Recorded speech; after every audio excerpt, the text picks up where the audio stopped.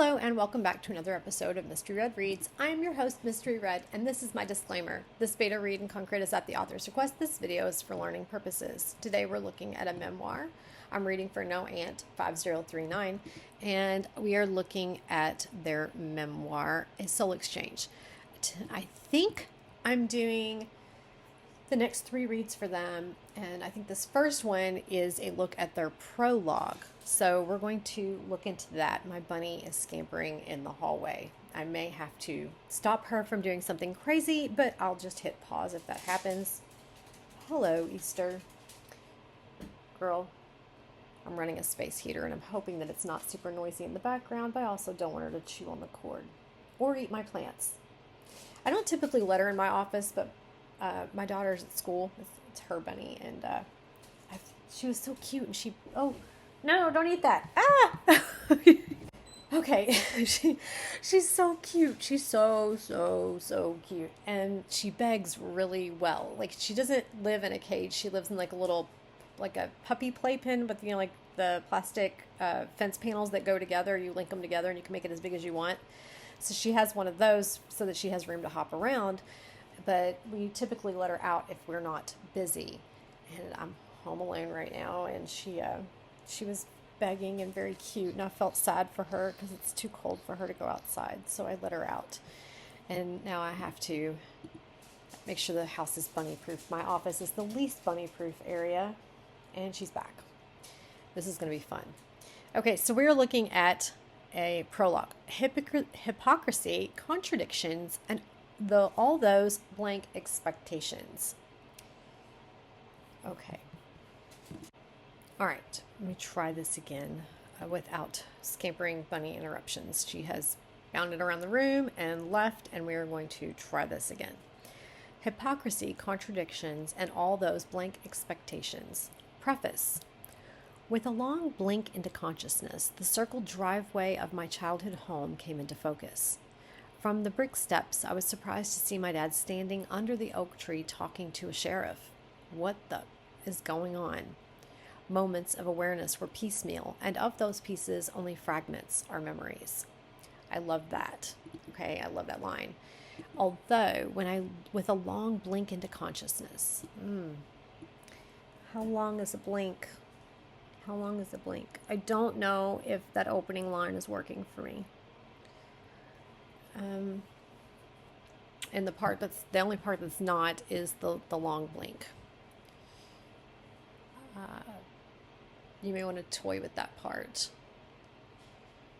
I know that here's the thing. Generally, as picky as I seem like I'm being, someone else was that picky to me. And I'm not talking one person, I'm talking multiple betas. And I've learned from them, and I'm inclined to kind of hit a wall at things that I think those voices would be saying don't do, and things that they would question. A long blink, and to me, a blink is open and shut. That's it. It's not long, and I think you're implying like a linger or lazy, or I get it, like, slow to open your eyes and kind of rejoin the world. But I worry that you're going to get, it's your opening line, your very opening line, because you're in your prologue, your preface. So I'm inclined to be super picky in this area because you're opening the book. I don't know. You may hear riffraff from another beta on that, and it would kind of not surprise me, because I can imagine that I'd get poked. So I'm going to point it out to you, and I'm going to keep moving. I'm going to tell you, I love that you're dropping right into the action from the steps to your childhood home, and there's a sheriff in the front, and moments of awareness were piecemeal. They were like fragments, okay, and only little bits of that is your memories. I love it. I love the line. The way you have it, not the way I just butchered it. Anyway, we're going to have a laugh at me. We're going to get in here. A handful of photographs steal my breath, leaving me silent. As I swipe through the album, my stomach tightens, rising and falling with the pulse of crickets outside. I inhale the thick, still air and retreat inward, slipping into a place of reflection. Every time I try to delete these photos, my finger hovers over the trash can icon, caught between regret and fascination. These images don't just confront me. They expose the raw truth of who I was, a brutal reminder of the chaos I survived. My memory romanticizes my drinking and drug use. Under the glow of twinkle lights, I see myself smoking a cigarette, young, beautiful, carefree. I still feel the rush of my first high, inaugurating that confident smile onto my face. But reality is harder to recall. Walking home at 4 a.m, desperate to sleep before my 8:30 shift, sits buried deep. How quickly I forget the endless exhaustion, the weight of keeping my lies straight after calling in sick yet again, or the dread that gripped me when I went to the mailbox. I had turned a blind eye to the loneliness, telling myself I was having fun. The photograph of me in the black teddy with the plunging neckline realigns me with the truth. It's disarming, but not in the way I intended when I outlined my eyes black, then posed for the camera. Under the open-beam ceiling, I sat on the floor against the edge of my bed, with a few loose, wispy strands framing my face. My tawny, blonde hair is piled on top of my head, lips shining with my favorite rust-colored gloss as I bite the inside of my cheek. This nervous habit betrays the confidence I tried to project in the photo, time-stamped 9:47 p.m. My gaze is sharp, but it masks a hesitation born from feeling lost, unsure of who I am, and unable to trust the person staring back at me. Caught between youth and womanhood. I don't know what's more pathetic, dressed up setting the timer to try and capture a seductive picture, or sending said photo out in an attempt to arouse the recipient. Come hither. That hurting version of myself was so transparent, screaming for validation behind vacant eyes. Back then, I wasn't aware how my desperation for approval would shape the years that followed. Now, over 5 years later, when I see myself there, in that nightgown, the girl in the picture makes me want to cradle this young version of myself. I would tell her that she doesn't have to spark a cigarette by the Safeway to stay awake, and she doesn't have to scan her phone trying to remember the night before, or strip the bed to wash the sheets. I'd assure her that it won't always hurt so bad, and she'll be okay, being okay, because she'll finally know she doesn't deserve to hurt that bad. There's a quote by Leo Tolstoy that reads, "What a strange illusion it is to suppose that beauty is goodness." Some part of me was satisfied with the picture, beauty giving the image value. Nothing is so black and white, and the complexities of good and bad, and all the human behaviors in between, unravel from my memories. I survived myself. The memories of my journey through substance abuse are expressed in the following letters. This memoir offers an unfiltered look at my struggle, capturing the pain, the missteps, and the hard-won lessons that ultimately led to my recovery. I hope to humanize the reality of addiction and extend a message of hope to those on a similar path. These letters explore sensitive topics that may be triggering for some readers. While for many, sharing a glass of wine with friends may evoke laughter or warmth, my journey with alcohol was far darker. Drinking to oblivion, I often found myself in dangerous situations, fragile psychiatric states, and experimenting with drugs to stave off blackouts. My memoir contains references to drug use, sexual promiscuity, assault, self-harm, and explicit language. I recognize the weight of these subjects, and I encourage readers to proceed with care or seek lighter material if needed. Musings. Below is an excerpt from Aspiring Pilot. Now that I'm mostly done with the structure. Okay, I'm going to pause and go back to the prologue. Well done. It read beautifully. It was great, including the trigger warning. And I'm excellent. I have nothing for you here. It's good. I love it. Your wording's beautiful. Your visual's beautiful. I'm following you along. You've set me up. You've baited me up here. I'm in. Okay. I'm going to check your notes. I'm going to pause and check your notes really quick. I feel like you had told me you'd put them out into the captions. I'm not getting any on the prologue, and I'm not sure if I'm supposed to start a second video here or if I'm supposed to keep going, because now we're not in chapters. We're kind of in a different situation. So I'm going to figure out exactly what you want really quick. Okay, so I went back and read your note. Let me scroll back up here to our prologue. And so you were saying that you had some feedback that it was slow and, what was it, slow and dreamy? Let me take a look. Writing is pretty clean, so I don't think it'll be long. I had feedback the prologue was too slow, dreamy, and didn't suck a reader in, so I tried to get more direct without losing my voice. Okay. You've maintained your beautiful voice, so that mission accomplished. Dreamy. Okay, here's the thing. It's a memoir, so you are reliving or retelling an experience, and your voice, your specific writing voice, tends to lean towards what could give off a dreamy sensation to some personalities. Personal preference, okay, or keep in mind each writer has their own unique voice, kind of a fingerprint, if you will. Even the way we connect our words and put them together. So I can relate to yours, and I can relate to Alternative P's, as we tend to have what some would call like a poetic prose, which when your voice has a poetic undertone, it doesn't have to be heavy, and it's obviously not a poem, but it has a romanticism, a softness, a dreamy. It has a sensation that accompanies the rhythm of the tone of the way you put your words together. It's passionate, if you will. Okay, so it's very beautiful. It's very vivid. It has texture. It has everything that I, as a reader, want in what I'm reading. I want to feel the feels. Okay, I want to be on this journey with you, and I want to feel the feels. When I'm reading your work, I'm feeling things. That's fantastic. It's a sign that you're doing it right.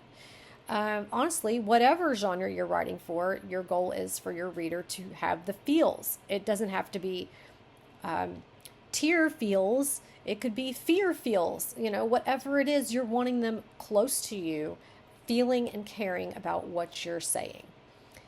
You accomplish that for me when I'm reading for you. Every beta reader is going to have their own independent opinion. Keeping in mind, when they read, they will have their own rules that they have learned, guidelines, rules, whatever you want to call them, that they have learned through their writing experience, and that's what they're lending to you. They also have their own voice. And when you choose someone to beta for you, you may want to look for someone who has a similar writing voice to you, so that you know that they're going to appreciate yours.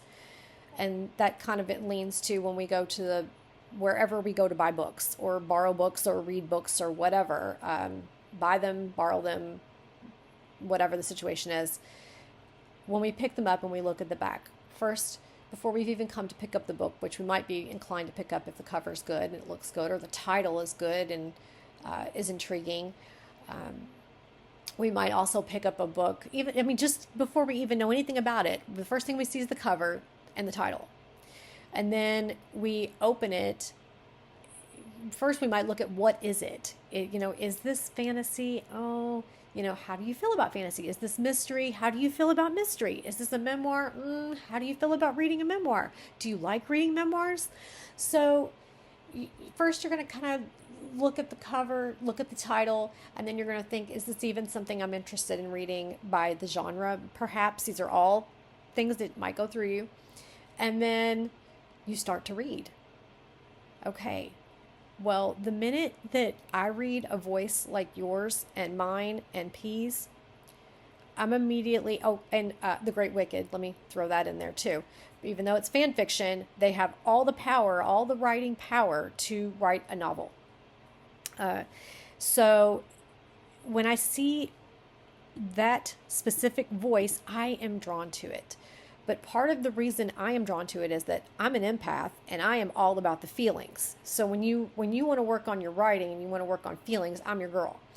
But when I see that, I'm like, okay, I think I want to read this, and I might not even be completely hooked on the story yet, but the voice will do it for me. Okay, and I'm probably the minority there. A lot of people, if the story doesn't sound interesting, they're not there. You've got a great hookup here. All right, you've come home. I kind of get the sensation you're on something when you got there, okay? Because you said moments of awareness were piecemeal, and of those pieces, only fragments are memories. So there's a sheriff on your doorstep when you get home. What is going on?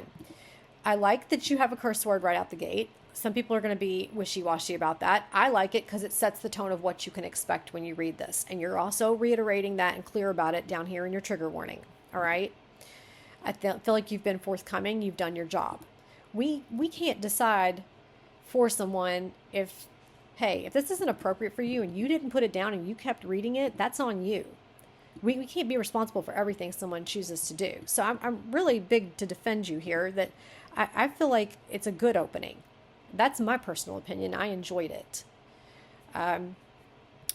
Not everyone's going to agree with me, and not everyone's looking for the same thing or wants the same thing. So I don't know how many beta readers you had tell you that, but at this stage, at this stage of this prologue, I'd be looking for best out of 3. Okay, if you have 3 beta readers read this prologue, and 2 of the 3 love it, you're probably okay. You're not going to get 100% every single time from all of them. You're not even looking for all of their approval. You're kind of looking for what they say and how you resonate with what it is that they say. Those are my thoughts here. I'm satisfied with this. I'm ready to go. I'm ready to turn the page. I respect the trigger warning. I'm baited by the opening. Okay. And then I'm slipping into memories. Okay. You're setting it up for me. And I'm on the journey. I'm interested. I'm loving your voice. I like the feel. I don't want you to compromise your voice, because that is the soul of your piece. Okay. Your unique voice is your signature and your soul to your work. You will not compromise that. If it's not for someone, then it's not for them. And that's not even the person you're trying to reach anyway, because the ones that it resonates with, the ones that you really want to reach, when they pick it up and they read it, it's going to hit them. And that's what you wanted in the first place. So I'm satisfied with this opening. And with that, I'm going to move on to this next part down here to see what I can do. And since we're only 17 minutes in, I don't even know if I need to set up a separate video for it. I could, because I just did a 5 to 10 minute chapter for Ladybug. So I could set up a separate video for it, especially if you're trying to keep it separate. But let me check your notes to see if that's what you want. Okay. It says musings. I'm going to flip over to this note. Chapter 2 yielded a lot of confusion, so my revisions hopefully clarify. Okay. Between the two, I also sandwiched in a few paragraphs from chapter 1. I just revised with a theme. I didn't put the whole doc in, just the portion in question. So I'm wondering if that's what we're seeing. Where's my document? Okay. Musings. All right. Below is an excerpt from Aspiring Pilot. Now that I'm mostly done with the structure, I am looking at my themes and how and where they come across. My validation seeking an inability to be alone was lacking. I wanted the reader to understand that logic more. Near the end of chapter 1 seemed like an opportune place to elaborate. Can you peek and see if this has any gross errors, feels too introspective or confusing? Sometimes these spots sort of slow the pace and get reflective, and I get insecure about delivering the right words. Oh, I'm just going to tell you really quick. I do this every time. I feel this way every time I do a read for you guys. I'm like, oh my gosh.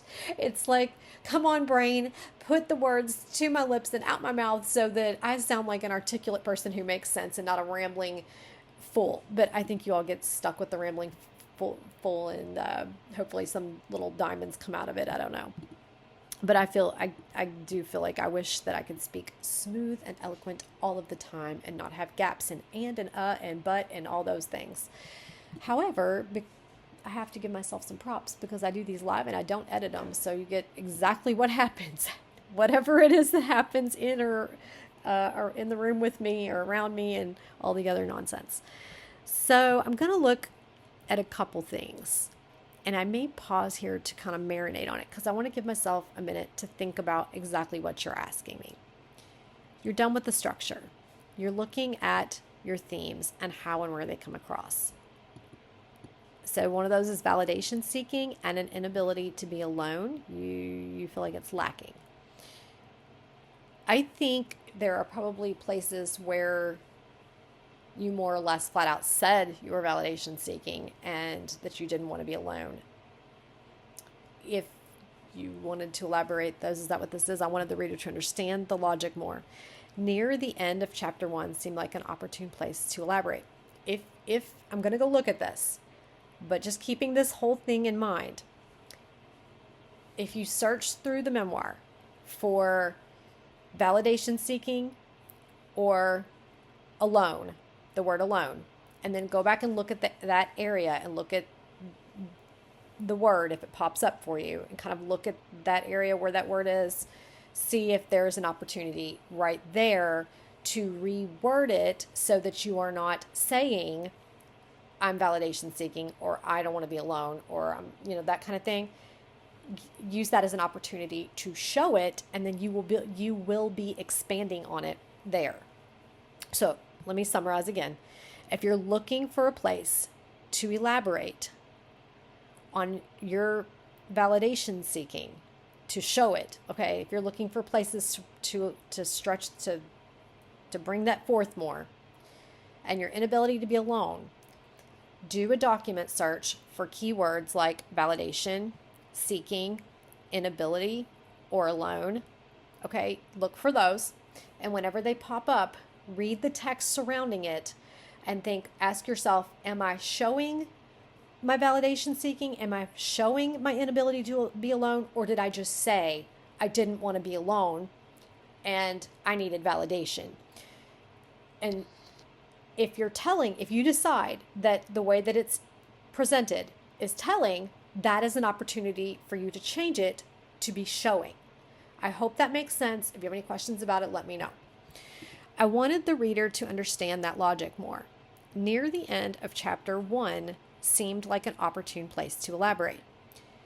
Can you peek and see if this has any gross errors, feels too introspective or confusing? So this is your question to me. Sometimes these spots sort of slow the pace and get reflective, and I get insecure about delivering the right words. Okay, so are these the highlighted spots? Or do we have notes on the highlighted spots? Nope, maybe the highlighted spots, or the highlighted spots I'm not supposed to read because of cursing or context. Okay, near the end. I'm just going to read through and then kind of highlight the question to kind of keep it in my mind or bring it back to kind of read, get the text, and then go back and look at the question again. You had once imagined following in his footsteps, becoming a pilot. Lacking the discipline to study for your written test, your dad sent you off to flight school on an old military base hours away. While I mourned the loss of your presence in bed beside me, your parents were facing their own quiet grief, the slow collapse of your future under the weight of your habits. Our habits. Your parents had invested so much money and resources into your dream. Your dad clung to hope that the structure of the flight school would finally yield your commercial license, but I couldn't imagine you sobering up to have a career, especially one flying airplanes. Would I even want that? If you were sober, it would challenge my own habit, and worse, if you were a sober pilot, you wouldn't be home at night, stuck on a layover in Atlanta or Seattle, gone. In a fantasy world, I imagined having your toe-headed babies. We'd pick Swedish names honoring your heritage and have a fridge of groceries of our own. Reality was even further away than your new school. And, Evan, you weren't home at night. I longed for age-appropriate things, a sense of grounding, something concrete to hold on to, a sign of commitment, stability, maybe even a piece of jewelry to symbolize I'd never be alone. I wanted validation. I wanted you to want me. And then you were gone. The hole you left behind felt too wide to fill. The validation I craved didn't disappear with you. Instead, it grew louder, more insistent. I wanted anyone to want me. When you came down for a weekend and I told you I couldn't be with you anymore because I needed to focus on my drinking, what I really meant was I needed to continue my drinking without the confines of a relationship. This way, when I woke up next to someone else, it wouldn't hurt so bad. My covetousness for a drinking companion and a warm body wasn't even about love anymore. It was about the need to prove that I was desirable. Being wanted, even in the shallowest way, gave me a sense of power I couldn't find anywhere else, least of all myself. Knowing that I turned someone on did something for my long broken self-worth that charged me with an invigorating sense of importance, a different kind of high. While I was not aware of this dynamic at the time, I see now how I reached for attention, hoping to numb the ache of being inadequate. Unraveling, Evan, the pain from my inner turmoil was excruciating. Okay. So you directly mentioned validation, that you're craving it. It grew louder and more insistent. I wanted anyone to want me. So you're trying to convey the feeling. There was a spot when I was reading, there was, I feel like, word echoes in here that I wanted to point out to you. It reads well, but I'm trying to keep in mind what your goal is, and I'm also trying to keep an eye out for other things. So I didn't stop myself, and now I have to go back and find so you've got, I'm just gonna, for us to see it quickly for our benefit, I'm just going to highlight echoes for us to see at quick glance. I'm not really addressing them at this moment. There was more than one.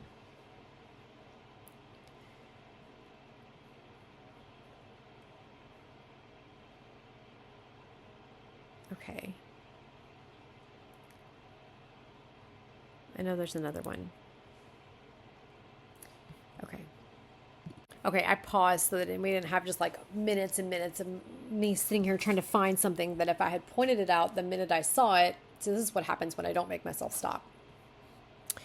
It was actually the word validation itself, which I don't think we want to repeat it twice, because we want to show the validation, the need for validation, not tell the reader that we want to be validated. I think your use of sober is fine. I'm getting a noise, hang on. Sorry, I'm responsible for a lot of people, so I had a phone call a bit. Okay, we're good. So if you were sober, I feel like this one's okay.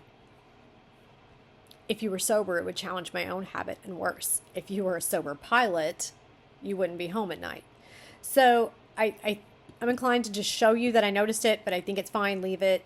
This one, on the other hand, I would change, because validation is one of those words that you don't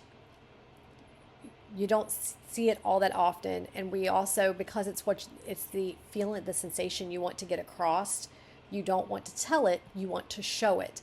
And so now we're going to ask ourselves, are you accomplishing that? I longed for age-appropriate things, a sense of grounding, something concrete to hold on to, a sign of commitment, stability, maybe even a piece of jewelry to symbolize I'd never be alone. I wanted validation. I wanted you to want me. And then you were gone. The hole you left behind felt too wide to fill. The validation I craved didn't disappear with you.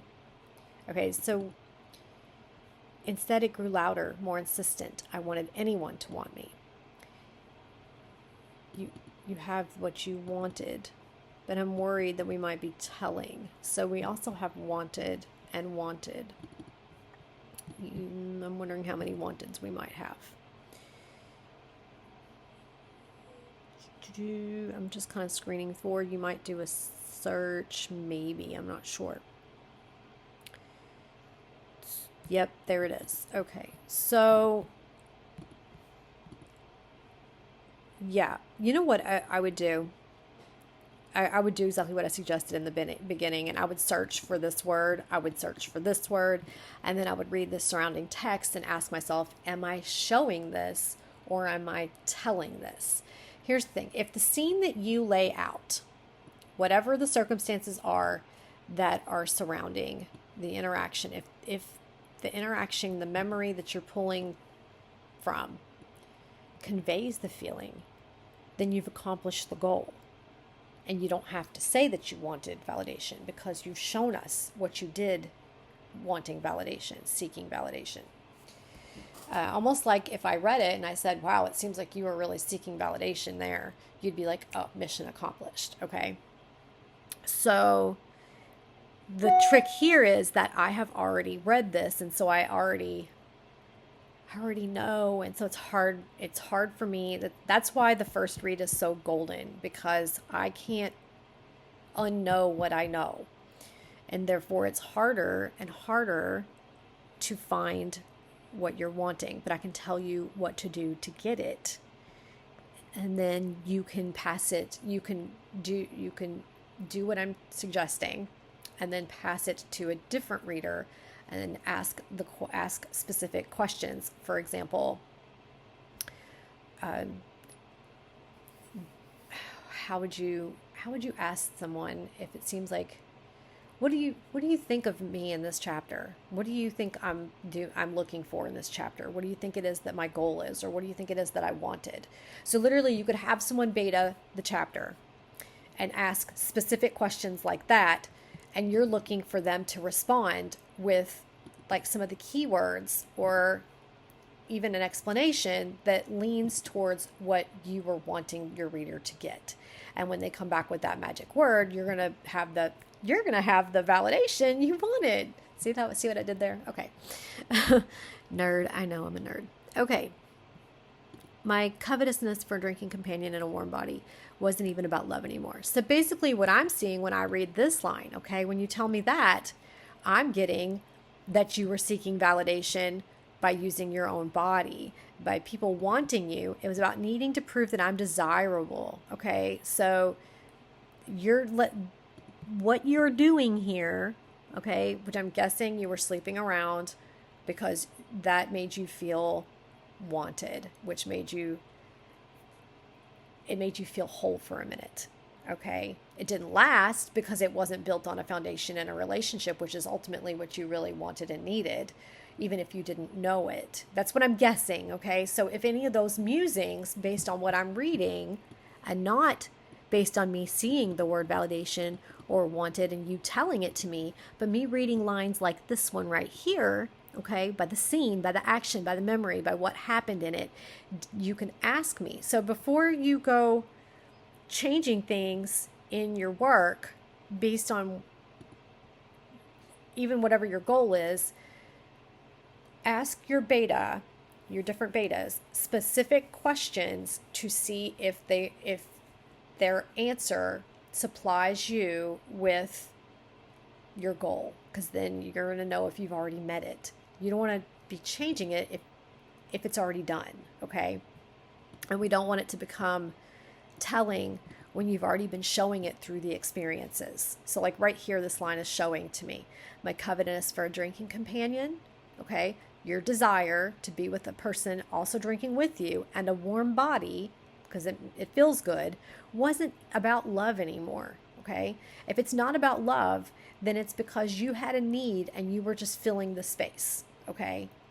It was about the need to prove that I was desirable, okay? And it made you feel good for a minute, all right? So that was kind of a drug in and of itself, all right? So if my impression, based on reading this line, achieves the goals that you had set out, some of these other things where you say what you needed is telling, and to me that's detracting.